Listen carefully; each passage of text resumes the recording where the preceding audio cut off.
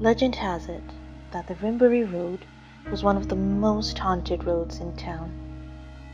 It was a very infamous stretch of road that most people tended to avoid late at night. Legend has it that there was a brutal murder that took place quite a few years back. People claim to have seen a figure running by their window as they drive past. They say that this apparition usually takes form of a woman and is seen between 10 p.m. and 3 a.m. It always follows whatever car that passes by. People claim to have heard it laugh, scream, call out for help, anything to distract the drivers. I wasn't aware of such a legend till one day I decided to pass by that road. I was out very late and I decided to take a cab back to my friend's place. And we needed to pass this road, it was the only way. It always follows whatever car that passes by. People claim to have heard it laugh, scream, call out for help, anything to distract the drivers. I wasn't aware of such a legend till one day. I was out very late and I decided to go to my friend's place, and the only way to her place was through that particular stretch of road. I took a cab and we started driving. As we were about to approach this stretch of road, the cab driver told me, in quite a worried voice, that he was going to speed up and that under no circumstances was I to look outside the window. I really wish he never said that. With my heightened curiosity, I asked him why he said that. And the cab driver told me about the story, about a woman who was brutally murdered and her body was just dumped on the side of the road. Until this day, as per legend, she calls out to people for help, and sometimes she is so angry that she wants to kill other people by distracting them, causing lots of road accidents and all such.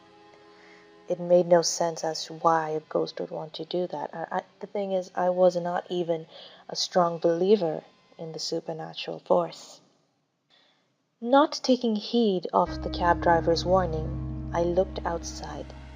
All I saw were trees, a dark forest speeding by as we were speeding down the road. Something caught me in the corner of my eye. I looked, but it suddenly disappeared. I ignored it, and I just kept looking out. And every time I turned to look at the cab driver, he was bent furiously on his wheel, looking dead straight ahead, tense up in the shoulders, not wanting to see or turn around. As we got to the middle of the road, suddenly I hear this cry. It startled me. I looked around. Bloodied, torn, tattered, this woman was running next to the car at the exact same speed. I didn't know what to say. I was stunned. I just froze. My blood ran cold. And as I looked closer to see whether my eyes were tricking me or not, she turned and looked into the window. She smiled. My gosh, I had never known what fear was until that very moment. She kept on screaming, looking at me, laughing like a maniac. My heart was thumping in such fear. The amount of adrenaline that rushed through my body was intense. But before I knew it, we were finally going towards the end of Rimboughry Road, and I felt an overwhelming sense of relief. But just before we were about to reach it, the car swerved, and I could see her laughing, thinking that she was going to be victorious. But thankfully, the driver had very good reflexes and he got the car under control.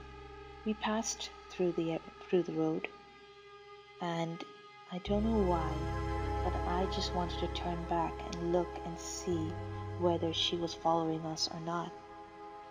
As I did, I saw her standing there, pointing at me, and that was a warning, as if she was going to get me the next time.